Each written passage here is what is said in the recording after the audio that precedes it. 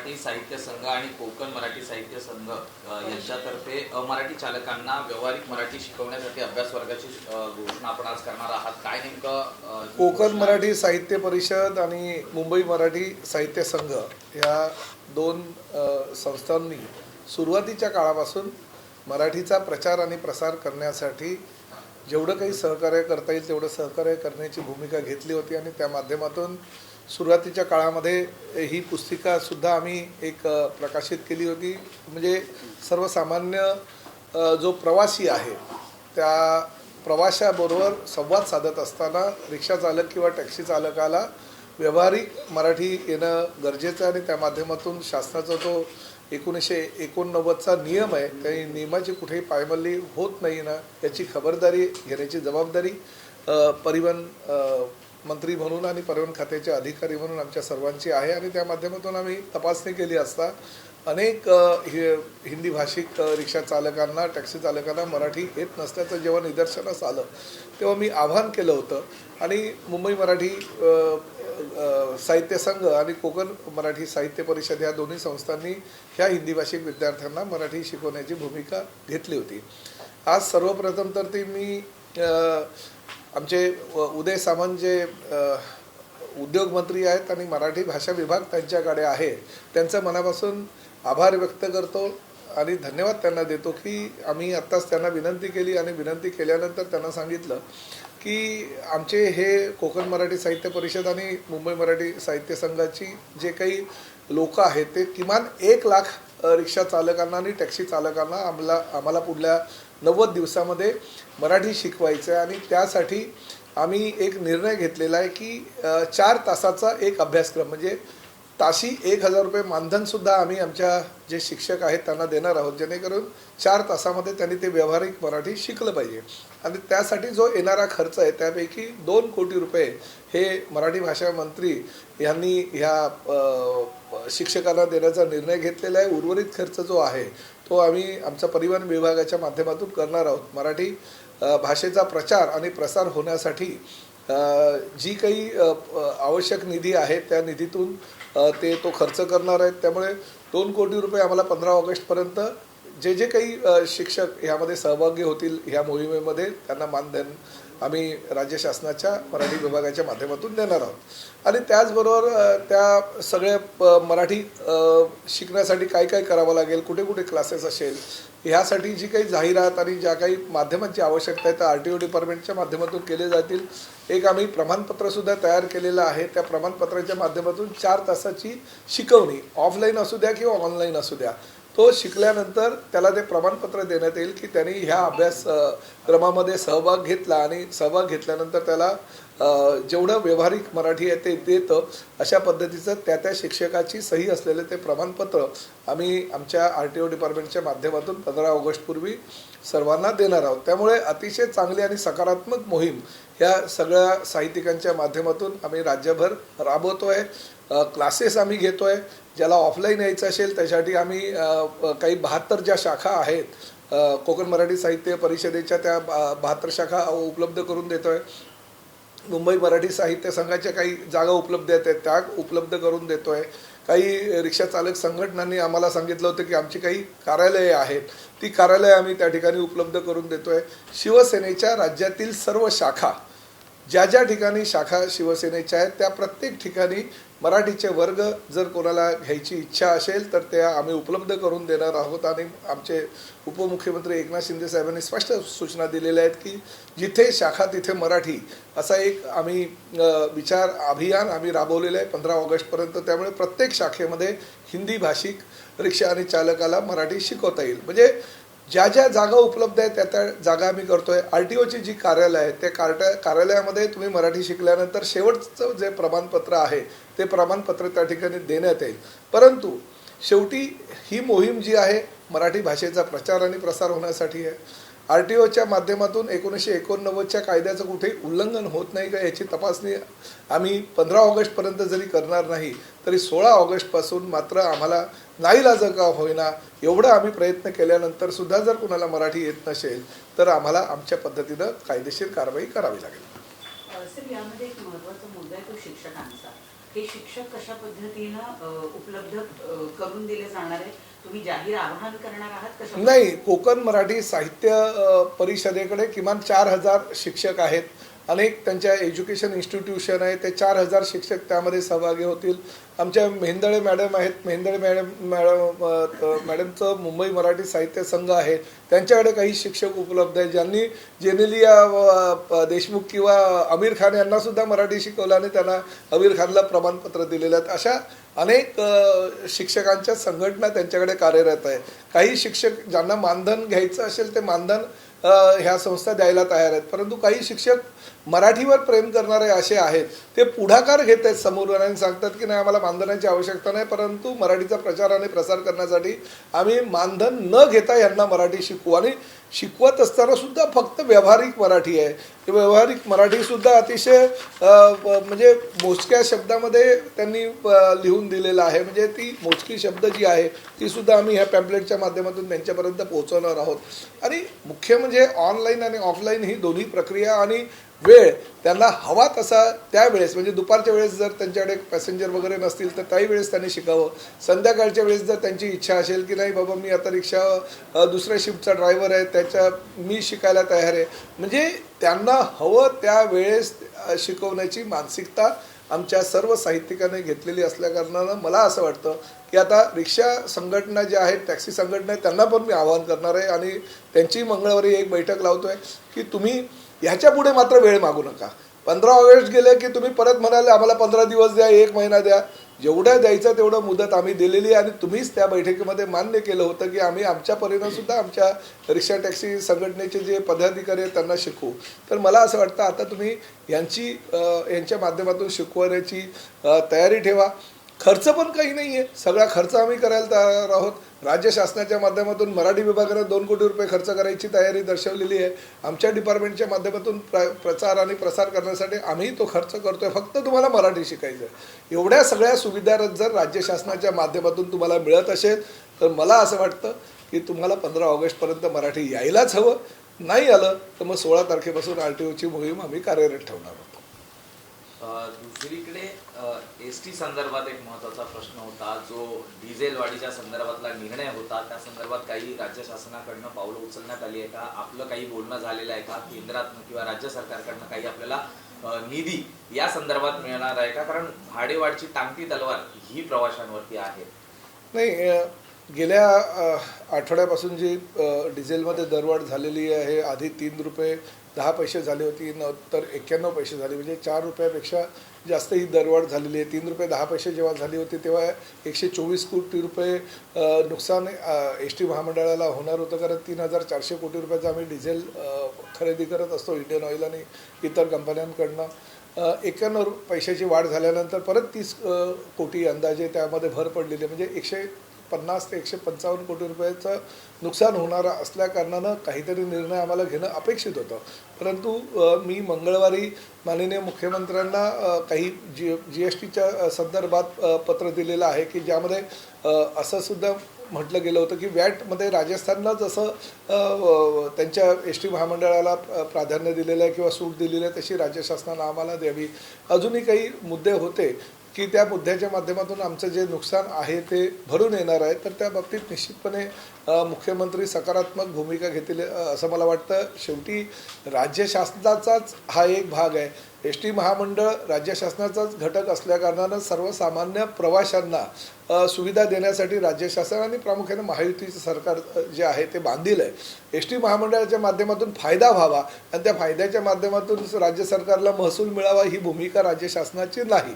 आम्ही फक्त सर्वसामान्य प्रवाशांना सुविधा, तोही खेड्यापाड्यातला, गाव तिथे ST किंवा आता ST तिथे ST ही संकल्पना आम्ही प्रत्यक्षात उतरून प्रवाशांना सुविधा देण्यासाठी प्रयत्न करतोय. भाडेवाढ करणं हा आमचा मूळ उद्देश नाही आहे, परंतु शेवटी महामंडळ आहे.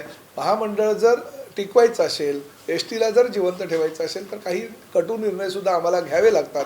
परंतु जर आम्हाला केंद्र आणि राज्य शासनानं काही सहकार्य केलं तर निश्चितपणे आम्ही ह्या गोष्टींचा सकारात्मक विचार करू. पण सध्या तरी भाडेवाढीचा विचार एस टी महामंडळाचा अध्यक्ष म्हणून मी केलेला नाही आहे. पण भविष्यामध्ये काय होईल जागतिक युद्धाच्या पातळीवर ते काही सांगता येणार नाही. परंतु आज काल परवाच्या ज्या बातम्या आहेत त्या बातम्यांच्या अनुषंगानं निदान जे युद्ध आखाती देशामध्ये आहे ते थोडं थंड होतं आहे किंवा बंद होतं आहे असं आम्हाला तरी वाटतं आहे. आणि त्यामुळे परिस्थिती काही पुढल्या 8-10 दिवसामध्ये बदलेल आणि त्या बदललेल्या परिस्थितीनुसार आम्ही निर्णय घेऊ. एसटीला देखील डिझेल साठा तुटवडा भासतोय का? कारण बाहेरच्या पेट्रोल पंपांवरती आपण पाहिलं तर शेतकऱ्यांना ट्रॅक्टरसाठी डिझेल मिळत नाहीये. काय झालेलं आहे की ही वस्तुस्थिती आहे की अनेक प्रामुख्यानं मराठवाड्यामध्ये बहुतांश डिझेल आणि पेट्रोलचा पुरवठा करणाऱ्या जे पेट्रोल पंप आहेत त्यावर लाईन लागलेले आहेत. म्हणजे आश्चर्याची गोष्ट अशी की गाड्यांची लाईन लागण्याच्या ऐवजी त्या पेट्रोल पंपावर शेतकऱ्यांचे ड्रम जे किंवा शेतकऱ्यांना ट्रॅक्टरसाठी लागणारं डिझेल आहे ते घेऊन आणण्यासाठी ती लाईन लागलेली आहे. 6-6, 7-7 तास ती लाईनमध्ये उभे आहेत. काही ठिकाणी तर फक्त 2000चं डिझेल त्या ठिकाणी डिझेल म्हणजे पेट्रोल मालक जो चालक आहे तो देतो आहे. अशी परिस्थिती निर्माण झालेली आहे. परंतु मुख्यमंत्र्यांनी त्याचबरोबर आमचे त्या खात्याचे मंत्री असलेल्या भुजबळ साहेबांनी सुद्धा आवाहन केलं आहे काही लोकांनी डिझेल भविष्यामध्ये मिळणारच नाही अशा पद्धतीने 5 लिटरची गरज असेल तर 50 लिटरचा साठा करून ठेवलेला आहे. आणि जास्त साठा केला असल्याकारणानं गोरगरीब जे शेतकरी आहे ज्यांना शेतीसाठी त्यांनी ट्रॅक्टर चालवण्यासाठी शेतीची किंवा गरज आहे किंवा विहिरीच्या ज्या डिझेलच्या मोटर्स आहेत ते चालवण्यासाठी त्यांना डिझेलची गरज आहे असे बिचारे गोरगरीब शेतकरी हे रांगेत आहेत. ही वस्तुस्थिती आहे. त्यामुळे आजही माझं आव्हान आहे की आपल्याला डिझेलचा पेट्रोलचा तुटवडा महाराष्ट्रामध्ये नाही आहे.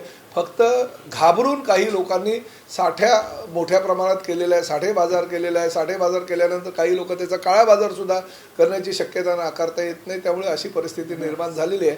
परंतु मला जर तुम्ही विचारलं तर धाराशिव जिल्ह्याचा पालकमंत्री म्हणून मी माझ्या सर्व अधिकाऱ्यांना कडक सूचना दिलेल्या आणि ज्या ज्या ठिकाणी हा साठे बाजार आणि काळा बाजार होत असेल त्याच्यावर कारवाई करण्याचे आदेश दिलेले आहेत. सर, विधान परिषदेच्या निवडणुका जवळ आलेल्या 17 जागांसाठी सगळीकडेच तिन्ही पक्षांमध्ये चढाओढ दिसून येत आहे. शिवसेनेच्या वतीने किती जागांची मागणी करण्यात आलेली आहे आणि कुणाला उमेदवारी द्यायची या संदर्भामध्ये काही चर्चा चालू आहे? आमच्या पक्षामध्ये कुणाला उमेदवारी द्यायचा याचा निर्णय फक्त आणि फक्त एकनाथ शिंदे साहेब घेत असतात. त्यामुळे ते निर्णय घेतील.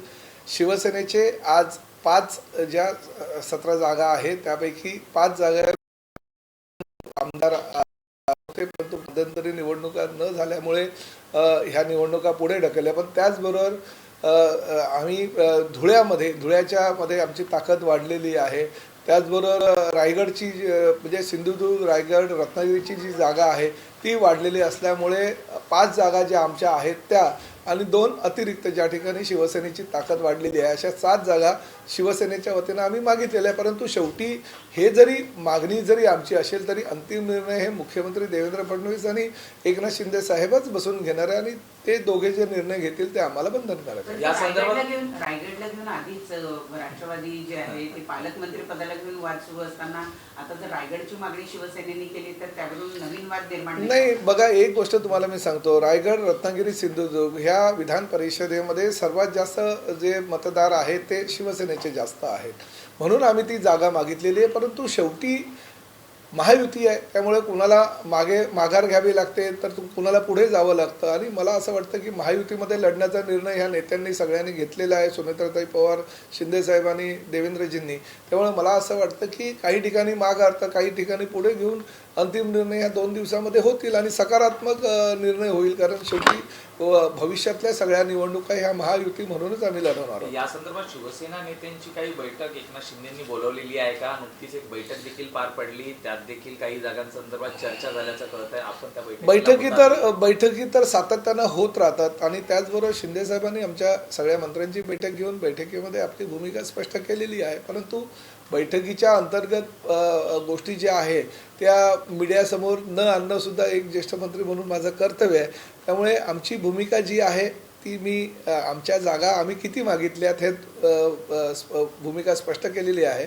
परंतु शेवटी हा निर्णय मुख्यमंत्री आणि दोन्ही उपमुख्यमंत्री मिळूनच घेतील आणि ते निर्णय जे घेतील ते निर्णय आम्हाला बंधनकारक आहे. सर, महामंडळांची सुद्धा चर्चा जी राहिलेली महामंडळ आहे त्यांचं वाटप सुद्धा येत्या कालावधीमध्ये 100% होणार आहे. बघा, अनेक कार्यकर्त्यांनी लोकसभेच्या निवडणुका, विधानसभेच्या निवडणुका आणि आता झालेल्या जिल्हा परिषदेच्या, पंचायत समितीच्या आणि त्याचबरोबर महापालिकेच्या निवडणुकांमध्ये खूप परिश्रम घेतले. प्रत्येकाला विधान परिषद, प्रत्येकाला राज्यसभा किंवा प्रत्येकाला आमदार खासदार होता येत नाही. परंतु क्षमता असतानाही ज्या कार्यकर्त्याला आमदार खासदार होता आलं नाही त्या कार्यकर्त्याला कुठेतरी संधी मिळावी ह्यासाठी महामंडळाचा एक पर्याय असतो आणि तो पर्यायसुद्धा ह्या विधान परिषदेच्या निवडणुका झाल्यानंतर निश्चितपणे जे मेहनत करणारी लोक आहेत त्यांना न्याय देण्याची भूमिका महायुती सरकारची आहे आणि ह्या विधान परिषदेच्या निवडणुकानंतर त्या महामंडळाचं वाटप जे आमचं ठरलेलं आहे त्यानुसार प्रत्येकाला देण्यात येईल. कुठलं महामंडळ कुठल्या पक्षाला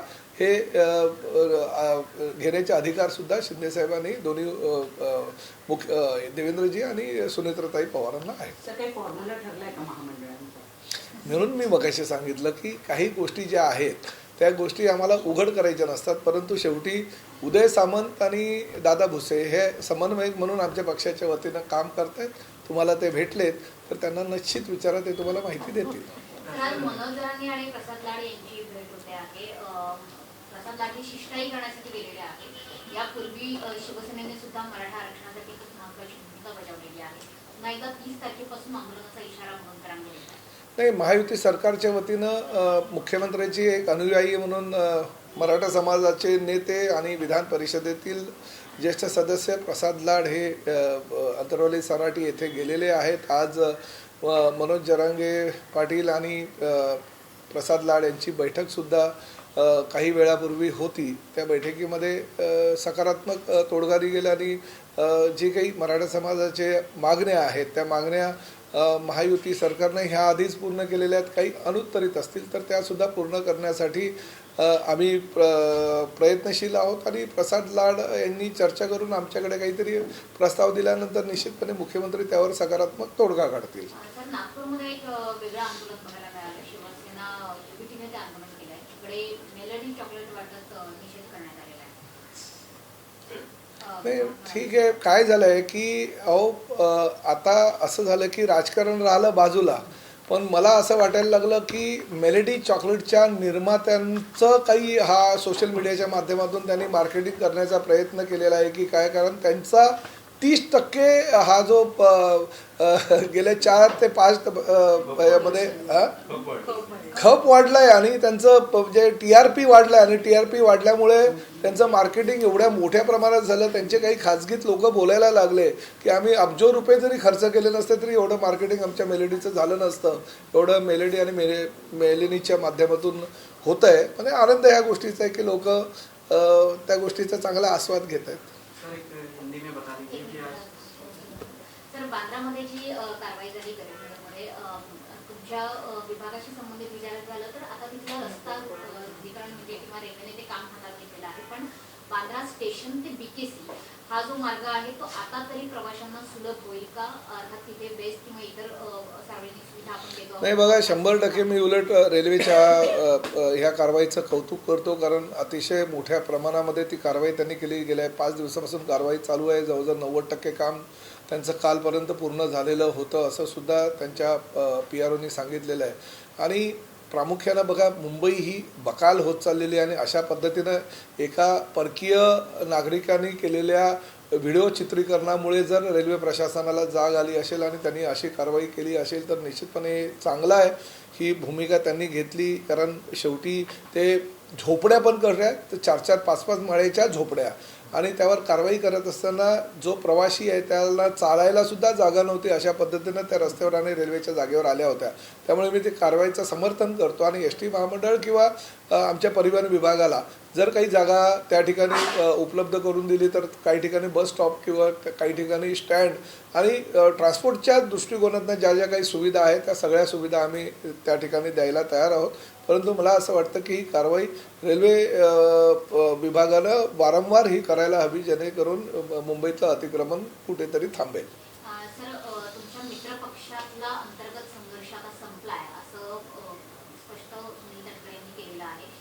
सोबतच विलिनीकरणाच्या ज्या चर्चा आहेत त्याला सुद्धा फुलस्टॉप मिळाला असं शरद पवार यांच्या पक्षाकडनं सांगितलं गेलं आहे. तर अंतर्गत संघर्ष संपल्याने मित्रपक्षातला रिलीफ मिळाला एकंदरीत महायुतीला. नाही, महायुतीचा आणि त्यांचा अंतर्गत प्रश्नाचा म्हणजे जो काही कल होता काही संबंध नाही. आदरणीय नेते अजितदादा पवार यांच्या मृत्यूनंतर थोड्याफार प्रमाणामध्ये त्या अंतर्गत गोष्टी आहे त्या मीडियाच्या माध्यमातून समोर आल्या होत्या, विलिनीकरण किंवा इतर काही गोष्टी. परंतु पवारसाहेबांनी जी बैठक परवा घेतली त्या बैठकीनंतर शशिकांत शिंदेंनी स्पष्टपणे भूमिका घेतली की आमच्या पक्षाच्या वतीनं जी काही भूमिका पूर्वी होती विलिनीकरणाची ती आता संपलेली आहे.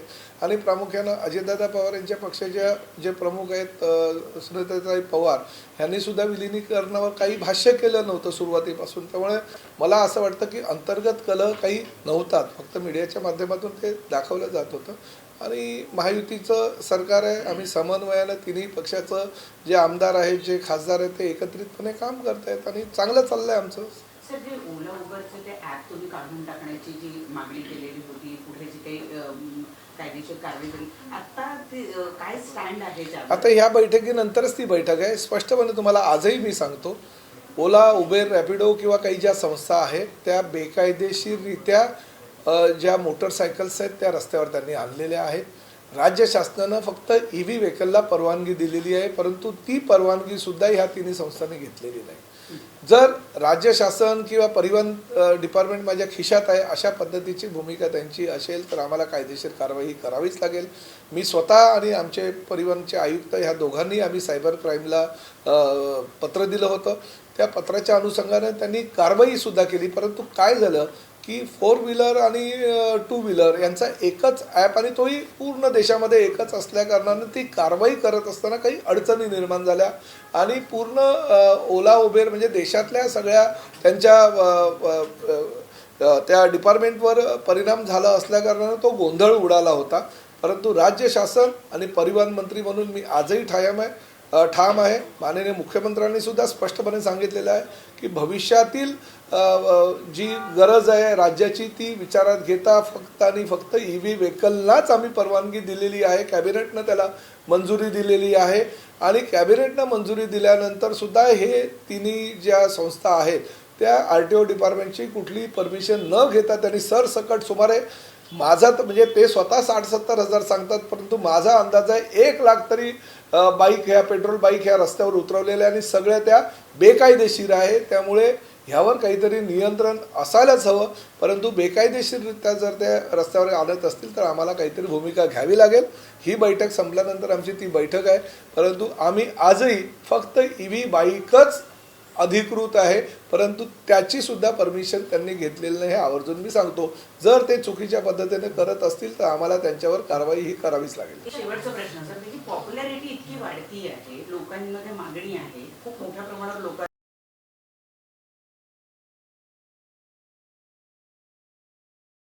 करायला लागलेले.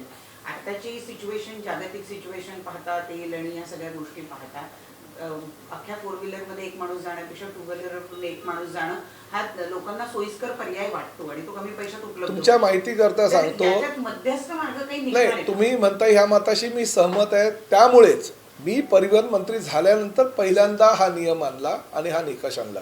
प्रामुख्यानं आमच्या डिपार्टमेंटकडनं कॅबिनेटकडे जी नोट पुटअप केली होती त्यामध्ये पेट्रोल आणि इलेक्ट्रिक व्हेकलला परवानगी द्यावी असाच प्रस्ताव होता. परंतु जागतिक ह्या डिझेल आणि पेट्रोलची जी परिस्थिती आहे आणि पर्यावरणाचा समतोल साधण्याच्या दृष्टिकोनातनं जर MMR क्षेत्रामध्ये प्रामुख्यानं ही गोष्ट आणि हा पर्यावरणाचा ऱ्हास फार मोठ्या प्रमाणात होतो, ही गोष्ट मनामध्ये ठेवून कॅबिनेटच्या बैठकीमध्ये माननीय मुख्यमंत्र्यांनी आमचा जो प्रस्ताव होता पेट्रोल आणि EVचा त्याऐवजी फक्त EVला परवानगी दिली आणि त्यामुळे आम्ही फक्त EV बाईक रस्त्यावर आणण्यासाठी परवानगी दिली. परंतु आम्ही घेतलेल्या म्हणजे मी परिवहन मंत्री म्हणून तो निर्णय घेतला होता, कारण शेवटी जर रिक्षामध्ये बसायचं असेल तर 3 पॅसेंजर असेल तर त्या 3 पॅसेंजरचं भाडं हे एका पॅसेंजरला भरावं लागतं किंवा रिक्षामध्ये टॅक्सीमध्ये बसल्यानंतर 4 पॅसेंजरचं भाडं हे एका पॅसेंजरला भरावं लागतं आणि गोव्याला 2 व्हीलर बाईक ह्या मोठ्या प्रमाणात चालत होत्या म्हणून आम्ही ती भूमिका घेतली. परंतु आम्ही भूमिका घेतल्यानंतर किंवा फक्त EV बाईकला जर परवानगी दिली आणि देशामध्ये सगळ्यात जास्त EV बाईकचं प्रोडक्शन हे महाराष्ट्रामध्ये आहे, असं असताना फक्त आणि फक्त कुठल्याही परिस्थितीमध्ये काही इन्व्हेस्टमेंट न करता फक्त ॲपच्या माध्यमातून कमाई करण्याचं धोरण हे ह्या संस्थांनी केलेलं आहे आणि प्रामुख्यानं राज्य शासनाला यातनं एकही रुपया नाही. म्हणजे राज्य शासनाला काही मिळालेलं नाही, राज्य शासनाला काही मिळत नाही. बेकायदेशीररित्या जी लोक म्हणजे आता प्रामुख्याने डोंबिवलीमध्ये किंवा ठाण्यामध्ये किंवा मीरा भाईंदरमध्ये किंवा वसई विरारमध्ये राहणारा टू व्हीलरचा जो एखादा मालक असेल तो स्वतः तिकडनं येताना भाडं घेऊन येतो. कामाला मुंबईला मंत्रालयामध्ये आहे पण तिकडनं एक सोबत पॅसेंजर घेऊन येतो आणि ती कमाई करतो. आम्हाला त्या कमाईला सुद्धा आमचा विरोध नाही, परंतु आमचं असं म्हणणं आहे की तुम्ही कंपन्यांना महसूल देताय आणि बेकायदेशीररित्या तुम्ही गाड्या चालवताय. दुसरं ह्या कंपन्यांनी अजून काय केलं की जर RTOच्या लोकांनी तुम्हाला फाईन लावला म्हणजे 500 रुपये फाईन लावला, तुम्ही 500 रुपये फाईन त्या ठिकाणी भरा, बिल आम्हाला पाठवा म्हणजे चलन आम्हाला पाठवा, आम्ही तुम्हाला देऊ. म्हणजे राज्य शासनाला त्यांनी डायरेक्ट अटॅक करायचा प्रयत्न केलेला आहे. तर बेकायदेशीररित्या जर काही चालत असेल तर त्याला विरोध आम्हाला करावाच लागेल. कायदेशीर का करता येत नाहीये? कारण कायदेशीरच आहे परंतु त्यांनी परवानगी घेतली पाहिजे. हे परवानगी घेत नाही. व्हेकल सोडून जर पेट्रोल बाईक्स वरती जर बाईक टॅक्सी म्हणून एखाद्याला चालवायची असेल किंवा त्या कंपन्यांना चालवायची असेल तर आपण त्याला जशी ओला उबेर 4 व्हीलर्सला परवानगी देतो तशी 2 व्हीलर्सला नेमकी का देऊ शकत नाही. पर्यावरणाच्या दृष्टिकोनातनं एवढं प्रदूषण ह्या मुंबई ठाण्यामध्ये वाढतंय. तुम्हीच काही वेळेस प्रदूषणाची पातळी एवढी वाढली पर्यावरणाच्या बघा प्रत्येक गोष्टीमध्ये एक बाजू दुसरी असती तर तुम्हाला बाजू बघायला हवी की एवढ्या मोठ्या प्रमाणात प्रदूषण होतं. आपण सी लिंकवरनं आल्यानंतर मुंबईमध्ये पूर्ण धुक्याचं सावट असतं. हे पर्यावरण आहे आणि कुठेतरी पर्यावरणाला मार्ग काढण्यासाठी म्हणून EV bike policy, EV bike आणि EV बाईक आहे अवेलेबल. फक्त EV बाईकला चार्जिंग पॉईंटची काही कमतरता नसते. ज्याचं EV बाईक असतं त्याला ती EVची बॅटरी दिली जाते आणि तो त्याच्या घरामध्ये ती चार्ज करू शकतो. पेट्रोल बाईक्स आहेत त्यांनी त्यांचा प्रदूषणामध्ये असाही वाटा आहे कारण ते स्वतःसाठी वापरणारच आहेत बाईक. जसं तुम्ही आता उदाहरण दिलं की मंत्रालयातला कर्मचारी सुद्धा जर भाडे हे 20% आहे पण 80% तर नवीन गाड्या घेऊन त्याचा वापर हा पर्यावरण नष्ट करण्यासाठी ह्या कंपन्यांच्या माध्यमातून होतोय ना. माझं असं म्हणणं शेवटी कॅबिनेट आहे, परिवहन मंत्री म्हणून मी तर हीच भूमिका माझी होती की सरसकट सगळ्यांना द्या, परंतु कॅबिनेटनं मात्र फक्त EVला दिली असेल तर कॅबिनेटचा निर्णय परिवहन मंत्री म्हणून मला बंधनकारक आहे. फक्त आणि फक्त EV बाईकला परवानगी असताना आणि ती EV बाईकची सुद्धा परमिशन ह्या लोकांनी घेतलेली नाही. बेकायदेशीररित्या परवानगी न घेता 1 लाख बाईक रस्त्यावर उतरवलंय. जर त्यांनी असेल तर ती त्याच्यावर कारवाई ही करावी लागेल आणि फाईन आम्ही लावला तर तुम्ही फाईन भरा, आम्ही जबाबदार आहोत. म्हणजे आमची कमाई होऊ द्या, म्हणजे ह्या कंपन्यांची कमाई होते परंतु राज्य शासन त्या ठिकाणी काही करत नाही. असं जर भूमिका लोकांना वाटली असेल तर ते योग्य नाही. कारण 2 व्हीलर बाईकवाल्यांचा विचार करत असताना बाकीच्याही सगळ्या परिवहन यंत्रणांचा विचार करणं परिवहन मंत्री म्हणून मला गरजेचं आहे. दादरच्या ऍप बंद करता येत नसेल तर मग आता कारवाईचं स्वरूप काय असेल? आता बैठक आहे ना, बैठक 2-3 वेळेला तुम्ही अधिवेशनाच्या वेळेला सांगितलं की हे अवैध आहे याच्यावर कारवाई केली गेली पाहिजे, मोहिमा राबवल्या, पण त्याला तितकासा प्रतिसाद नाही. आता आम्ही निर्णय घेतलेला आहे. आता बैठक आहे, त्या बैठकीमध्ये आमची भूमिका बैठक आहे ना आता. हो बैठक आहेत ना बाहेर बैठक. आम्ही ही बैठक संपल्यानंतर दादरच्या कबूतरखान्यांसंदर्भात योग्य ती कारवाई करावी अशी ठाकरेंच्या सेनेकडनं आयुक्तांना पत्र दिलेलं आहे. तिथला जो कबूतरखाने आहेत ते हटवून तिकडे रोड वाइंडिंग करून वाहतूक होणार नाही या संदर्भात आग्रही भूमिका त्यांनी आयुक्तांकडे मांडलेली आहे. याकडे आपण कसं पाहता? नाही बघा, दादरचा कबूतरखाना हा फार जुना आहे आणि प्रामुख्यानं भूषण गगरानी मुंबई महापालिकेचे आयुक्त असताना त्या कबूतरखान्याच्या ठिकाणी जे कबुतरे येतात आणि त्यांच्या विष्ठेपासून जो काही रोगराई त्या परिसरामध्ये होते त्या दादरकरांनी आंदोलन केलं होतं आणि त्यामुळे ही भूमिका गगरानी साहेबांनी प्रामुख्यानं सरकारनं घेतली होती. आता त्या पूर्ण कबूतरखान्याला आच्छादन केलेलं आहे आणि निर्णय हे मुंबई महापालिकेचे आयुक्त म्हणून काय ते घेतील. परंतु जी भूमिका राज्य शासनाची पूर्वीची आहे ती माझ्या अंदाजानं कायम राहील. हायकोर्टाने स्पष्टपणे म्हटलेलं आहे की ते कबूतरखाने तोडण्यात यावेत म्हणून. आता ठीक आहे, हाय कोर्टाने जर काही निर्देश दिले तर त्याचं पालन मुंबई महापालिकेला करावंच लागेल.